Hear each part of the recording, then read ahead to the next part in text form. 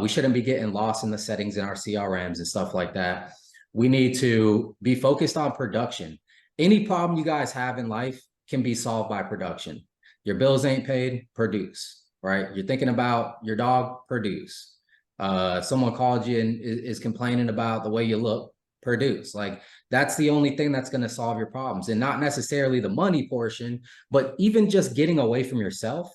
You can step into your purpose by getting in a flow state in a conversation with your clients, right? Just finding a way to help somebody out. Just that alone. Just that alone. These people need help. And if you're just constantly thinking about making sales and making money, and when are you going to churn the next AP, and you know what I mean? Like, that's not helping anybody. It's not helping you. It's going to get you down in the dumps if you don't do that. And the reason why I'm talking about this today, guys, is because I'm really talking about myself. I only talk about stuff that happens to me. So yesterday I made like 100 dials, right? And if you guys follow me on social media, I post all my numbers sometimes, like on the social media. I like to show like the bad stuff. Like, it's not really bad, but just everybody's posting their wins. You know what I'm saying? Like, I'm on there just posting other things than wins. Like, damn, I didn't get a sale today. You know, people reach out to me. They're like, dude, that's real, you know? So I'm posting the numbers and I'm like, 100 dials, one of those days, but I'm still here. You know what I'm saying? I'm not going to get up. And I posted that. I kid you not, the next person closed the deal. And I'm like, there it is. The worth is in the work, baby. I just had to get the hell in there and just keep going. Just keep going, you know? And I took that sale out of my head. I said, dude, I just want to help this person. Let me see if I can legitimately, maybe I can't help this person. I'm going to try my best. Anything they need. Oh, I'm getting a ton of calls today. You know what? Let me put you on the do not call list, right? So like the whole reason I'm saying that is because if you look at the definition of sales, it actually comes from the etymology of sell, S-E-L-L. And that means a couple of things, actually. It means to liberate one, right? Liberation, to set one free, or to render services or goods. Nowhere in the definition does it talk about money. So are we getting on the phones looking to sell or make money, right? The only way to make money is to sell.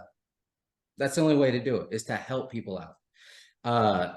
I get in my head sometimes, guys, and I'm just like, man, I didn't make no sales for the week, yada, yada, yada. And then it forces me to lean back into my purpose. I have to keep going. Getting off the phones is not the solution for me. I want to ask you guys a question. If you watch Grant Cardone, you should know the answer to this question. What is the worst?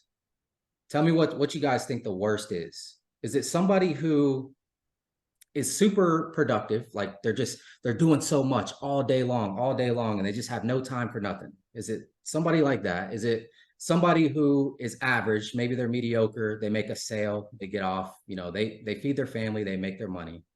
Or is it the person that has no activity at all? Which one of those three would you consider the person to be in the worst situation?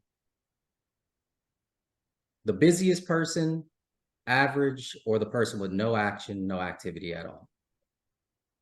Actually, no activity. Noah says no activity. Ashley?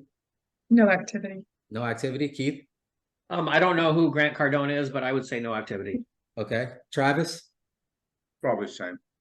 Probably same. No. So everybody thinks that no activity is the worst person out of the three, right? I thought the same thing.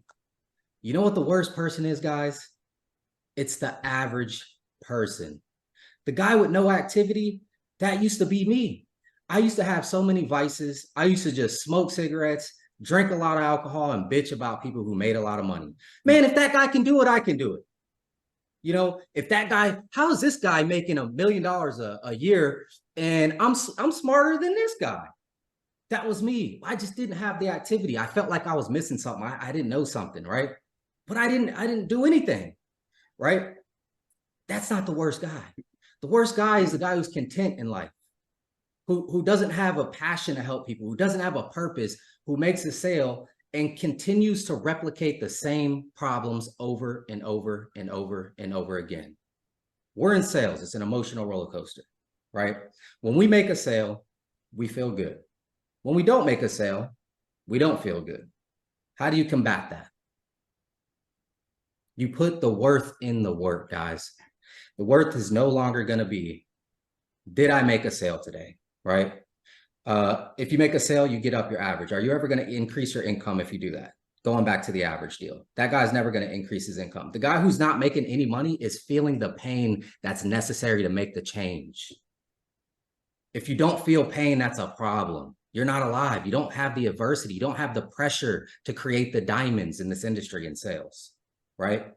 Pressure is not something to be afraid of. It's not a punishment. It's a sign. It's a sign that we have to do more. We have to take a look at our situation and ask, what am I doing wrong and how can I fix it, right? If you guys don't, if it's average and we make a sale and we get up, or we make $50 and we're, not having any success, or maybe just having enough to put food on the table, nothing's going to change for that person. Nothing needs to change. That shit's scary. Isn't that scary? Like, in my personal opinion, dude, I fear what I don't know. I fear what I can't see. You know what I mean? Like, I just want the wisdom to know when something's wrong. Because if I don't know something's wrong, it's going to be too late when it is. Like, an example is your guys' health, right? Like, some people have like underlying heart conditions and stuff like that. And they're just living life because they're just doing the same things over and over again. It's slowly declining, but one day that could be turn into a heart attack, but you would never know until the heart attack happens. You know what I mean? So I guess that's what I'm trying to get at with that. Obviously, we're all trying to be better business owners, and we're talking about profitability, or, we're talking about what to do better in the CRM. The way to escape that emotional roller coaster is literally to put the worth in the work. And that's all you have to focus on, is the archer, right? You have a target and you're the archer, and you're pulling back the bow.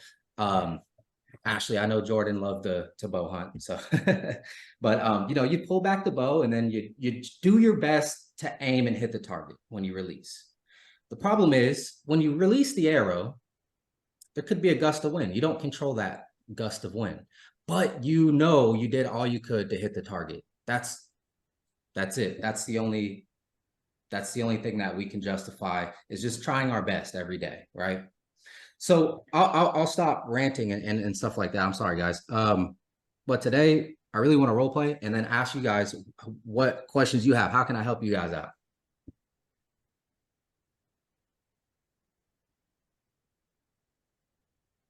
No questions at all? Gotta talk to my wife, husband, whatever. Okay. Let me write that You know, down. I just keep getting hung up on, gotta talk to my wife, gotta think about it, on and on and on and on. And, I get it. I understand why they want to talk about it with their wife, with their spouse. Okay. So we'll I get to understand why they want to think about it, because I would want to think about it.